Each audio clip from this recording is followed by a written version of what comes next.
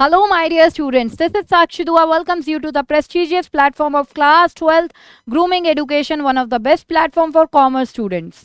So आइए अब हम बात करेंगे उन स्टूडेंट्स की जिनकी बिजनेस स्टडीज में कंपार्टमेंट है. यस, तो बेटा डेफिनेटली आपको बहुत से डाउट्स होंगे ना कि मैम बता दीजिए कि कौन से चैप्टर पहले करें, कौन से चैप्टर्स बाद में करें, है ना, और कौन से चैप्टर सिंपल हैं, कौन से चैप्टर टिपिकल हैं, राइट, और उनकी क्या क्या वेटेज है. तो गाइज इस वीडियो में मैं बिल्कुल फर्स्ट स्टेप जो आपको लेना है कि आपको हर एक यूनिट की वेटेज पता होनी चाहिए, उसको लेकर आई हूँ. तो इस वीडियो को देखने के बाद आपको हर एक यूनिट बिजनेस स्टडीज की वेटेज पता लग जाएगी. तो वीडियो के एंड तक बने रहें और नोटबुक भी उठा लीजिए ताकि आप यूनिट वाइज वेटेज अपनी लिख भी सकें. तो आइए स्टार्ट करते हैं unit wise weightage of business studies. तो बेटा यहाँ पर ना सबसे पहला मैं एक क्वेरी भी लेना चाहूंगी, कंपार्टमेंट के बच्चों की आ रही है बहुत ज्यादा कि मैम क्या कुछ सिलेबस चेंज है या एग्जाम पैटर्न चेंज है. तो बेटा यहाँ पर मैं आप लोगों को बता दूं कोई सिलेबस चेंज नहीं है. जो आपने अभी एग्जाम जो बिजनेस स्टडीज का दिया था उसके लिए प्रिपेयर किया था वही सेम सिलेबस आपका कंपार्टमेंट के एग्जाम के लिए रहता है. और बाकी अगर दूसरी चीजें देखें एग्जाम पैटर्न वो भी सेम है.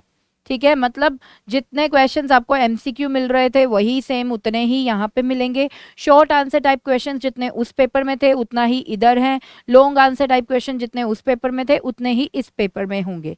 ठीक है, सो एग्जाम पैटर्न भी कोई चेंज नहीं है. 80 मार्क्स का वो वाला पेपर हुआ था, 80 मार्क्स का ये होगा.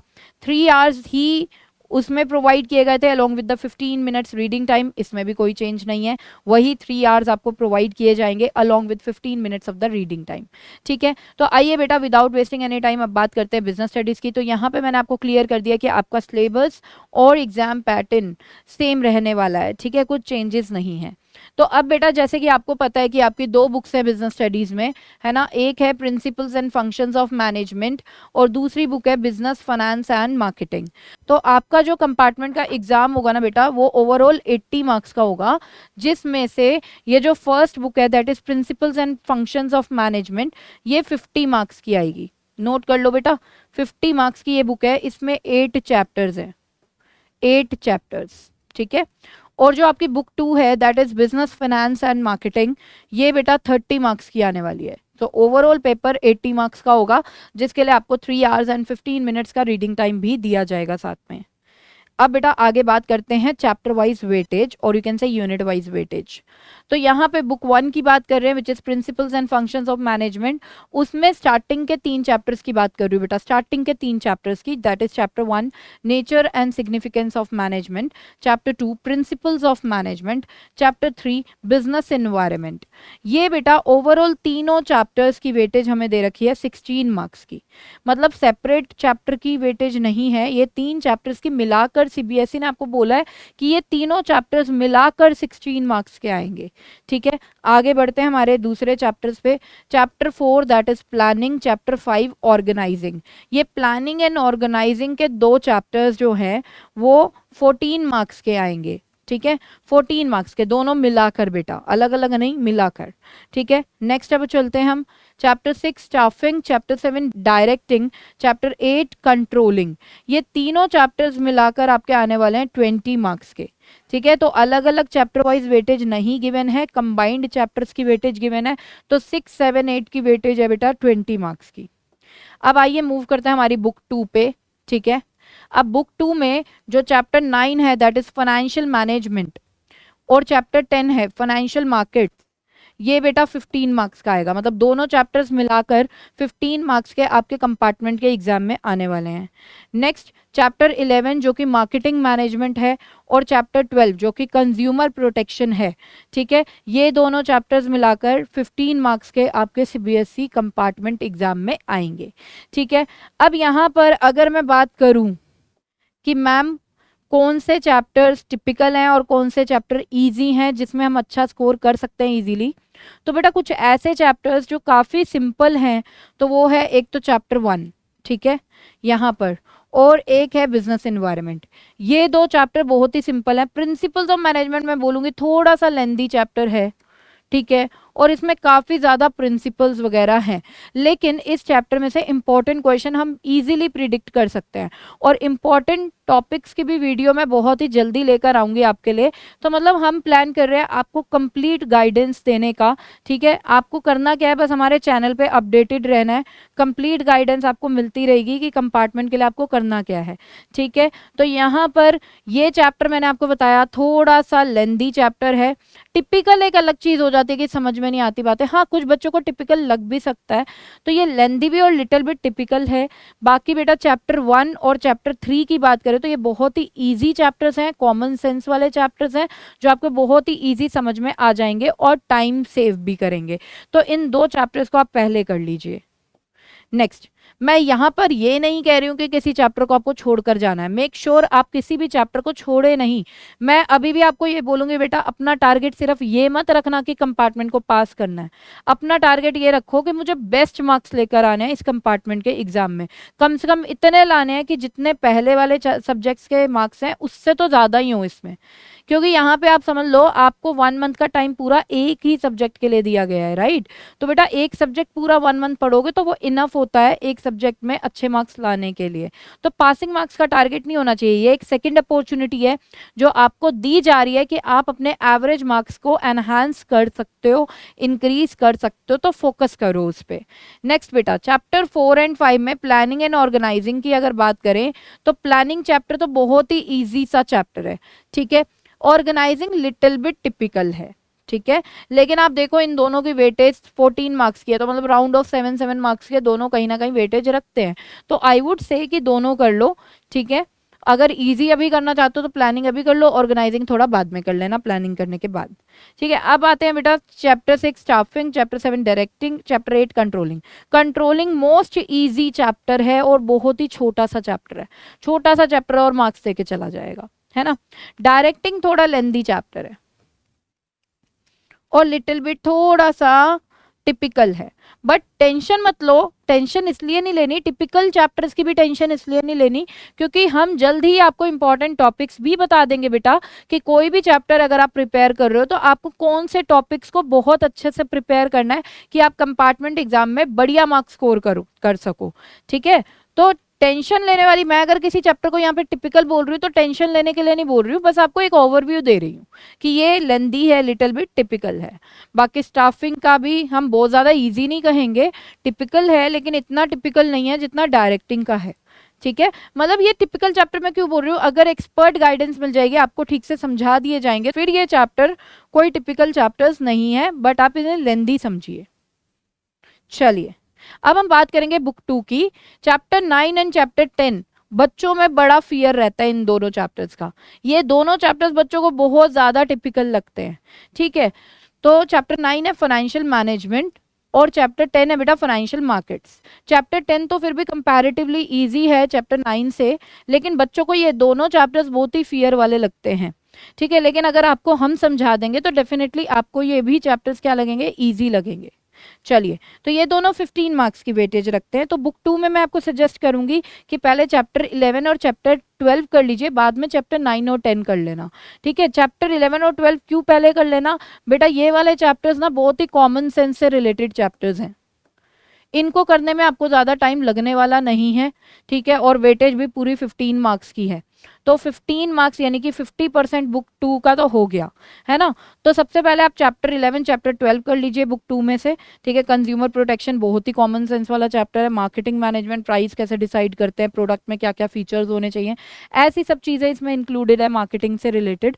तो ये 2 चैप्टर्स आप पहले कर ले तो आपके 15 मार्क्स बुक 2 के तो पक्के हो गए। उसके बाद आप चैप्टर 9 एंड चैप्टर 10 कर लीजिए ठीक से, ठीक है। चैप्टर 9 और 10 में से पहले चैप्टर 10 कर लीजिए, तो राउंड ऑफ 7 to 8 मार्क्स आपके क्या हो जाएंगे, पक्के हो जाएंगे, ठीक है। और चैप्टर 9 बाद में कर लीजिए। तो आप करिए क्या, जैसे मैंने बताया ना, एक लेंदी चैप्टर है तो एक स्मॉल चैप्टर है या बहुत ही ईजी चैप्टर है, ऐसे करिए। एक ईजी चैप्टर किया, ठीक है। जब आप स्टार्टिंग ऑफ द डे में उठते हैं, ठीक है, अभी आपका माइंड टायर्ड नहीं है, उस टाइम पे टिपिकल चैप्टर को उठाइए।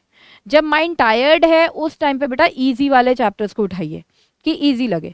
या फिर अगर आप ऐसे भी कर सकते हैं कि पहले, क्योंकि मेंटल प्रेशर बहुत ज़्यादा होगा इस टाइम पे, कंपार्टमेंट का डर लग रहा होगा, तो पहले टिपिकल सारे करके ख़त्म कर दो, ठीक है, फिर उसके बाद आप इजी इजी चैप्टर्स उठा लो बाद के लिए, है ना। और यहाँ पर मैं कुछ क्वेरीज भी आपकी लेना चाहूंगी बच्चे। बच्चे बोलते हैं मैम हम लर्निंग वर्क तो कर लेते हैं, लर्निंग वर्क हम कर लेते हैं, पर पता नहीं हमारे दिमाग में प्रॉब्लम है कहीं ना कहीं कि हम रिटेन नहीं कर पाते हैं। रिटेन नहीं होता मतलब बेटा आप कोई चीज लर्न कर रहे हो, लर्न तो आपने कर लिया लेकिन उसको आप माइंड में ज्यादा देर तक रख नहीं पाते हो। तो ये प्रॉब्लम को सॉर्ट आउट करने के लिए करना क्या है मैं आपको वो बता रही हूँ। देखिए आपके अंदर कोई प्रॉब्लम नहीं है, आपके दिमाग में कोई प्रॉब्लम नहीं है, बस हमारा जो हम प्रोसेस कर रहे हैं उसमें प्रॉब्लम है, हम जिस तरीके से लर्निंग वर्क कर रहे हैं उसमें प्रॉब्लम है।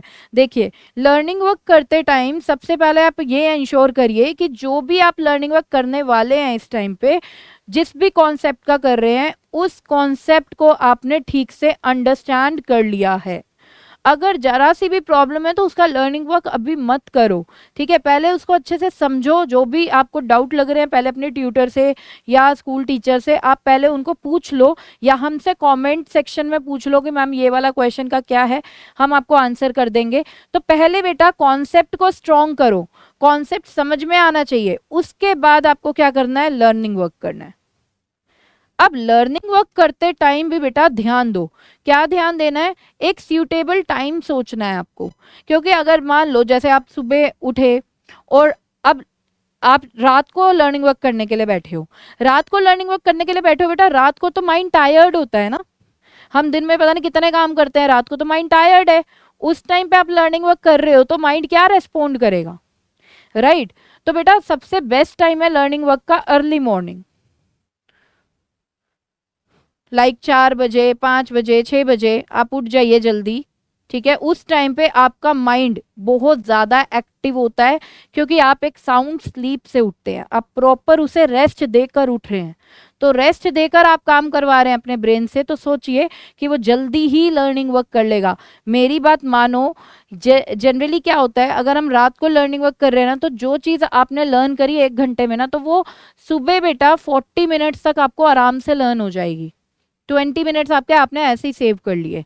अच्छा, अब लर्निंग वर्क करने के बाद जो बच्चे गलती करते हैं वो ये करते हैं बेटा, लेट सपोज एक चैप्टर का लर्निंग वर्क खत्म किया, सेकंड चैप्टर पे मूव कर गए, तो अब फर्स्ट चैप्टर को बिल्कुल रिवाइज ही नहीं करा, बस सेकंड चैप्टर पे लगे रहे, सेकंड चैप्टर का लर्निंग वर्क करा, थर्ड चैप्टर पे कर चले गए, फर्स्ट एंड सेकंड चैप्टर यूं ही पड़े रह गए। बेटा जब तक आप लर्न कर लोगे लेकिन आप उसको एक बार दोबारा देखोगे भी नहीं, तो हाउ कुड यू एक्सपेक्ट कि आपको रिटेन हो जाएगी कोई चीज। तो मतलब यहाँ पे आपको ध्यान देना है मल्टीपल रिविजन्स का, मल्टीपल टाइम्स रिवाइज करो जितना हो सकता है, कम से कम कोशिश करो एक चैप्टर कम से कम 3 या 4 बार आप रिवाइज कर लो। मेरी बात मानो बेटा, लर्निंग वर्क करने के बाद आपने किसी पर्टिकुलर चैप्टर को लर्न कर लिया, उसको रिवाइज करने में हार्डली 15 to 20 मिनट्स लगते हैं, ठीक है। लेकिन अगर आपने चैप्टर को किया था लर्न 2 महीने पहले, अब उठा रहे हो सीधा, तो ऑफ कोर्स वो उतना ही टाइम लेगा जितना फर्स्ट टाइम में लर्न करने में लिया था, क्योंकि अब आप भूल चुके होगे, राइट। तो मल्टीपल रिविजन्स बेटा साइड बाय साइड करते रहो, ठीक है। और अपने आप को सेल्फ इवैल्यूएट भी करो। सेल्फ इवैल्यूएट मतलब आपने लेट सपोज कल कुछ लर्न किया था, आज उसे लिख कर देखो, लिख कर देखो कि अभी मैं लर्न कर पा रहा हूं या नहीं, ठीक है। इंपॉर्टेंट नोट्स कहीं बना लो किसी भी टॉपिक के जो भी आप कर रहे हो। तो इन चीजों का बेटा ध्यान रखना है, तो क्या होगा, लर्निंग वर्क से रिलेटेड जो जनरली आपको बिजनेस स्टडीज में प्रॉब्लम आती है ये नहीं आएंगी, ठीक है। अच्छा, और जो मोस्ट इंपॉर्टेंट ध्यान देना है वो ये देना है, देखो लेट सपोज आपको 1 मंथ मिलेगा कंपार्टमेंट एग्जाम को क्लियर करने के लिए, उसके लिए प्रिपेयर करने के लिए। अब आप में से कुछ बच्चे क्या करेंगे, 25 दिन तो लगा देंगे कॉन्सेप्ट्स को समझने में, चैप्टर्स को समझने में, और क्या सोचेंगे कि 5 डेज जो लास्ट के बच जाएंगे ना, जब पेपर आने वाला होगा, उसमें हम क्या कर लेंगे, लर्निंग वर्क कर लेंगे। तो ये ना बेटा बिल्कुल गलत आपका वे है, ठीक है, ये नहीं होना चाहिए। आपको side by side he learning work भी करना है, इस 1 मंथ में आपको प्रिपेयर भी करना है चैप्टर्स, लर्निंग वर्क भी साइड बाय साइड करना है, रेगुलर रहना है। मोर ओवर रेगुलर रहना भी बहुत जरूरी है, ऐसे मत करना 25 दिन चैप्टर समझने में लग गए, अब 5 दिन में सारे चैप्टर्स लर्न कर लोगे, डेफिनेटली पेपर में कंफ्यूज होकर ही बैठोगे। आप सेकंड टाइम पे भी रिस्क लेकर जा रहे हो अपने साथ।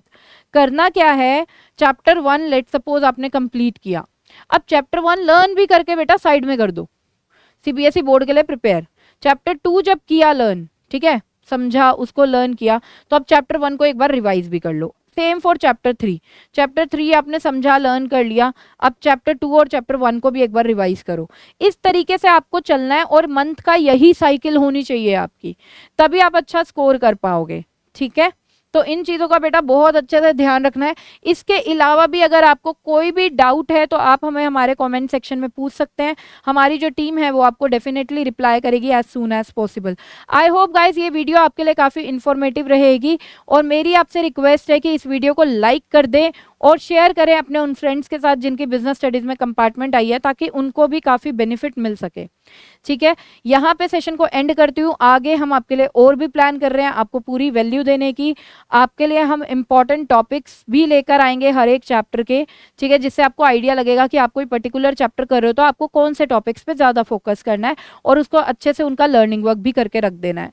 तो यहाँ पर हम लोग नेक्स्ट वीडियो में आपके लिए और बढ़िया वीडियो लेकर आने वाले हैं।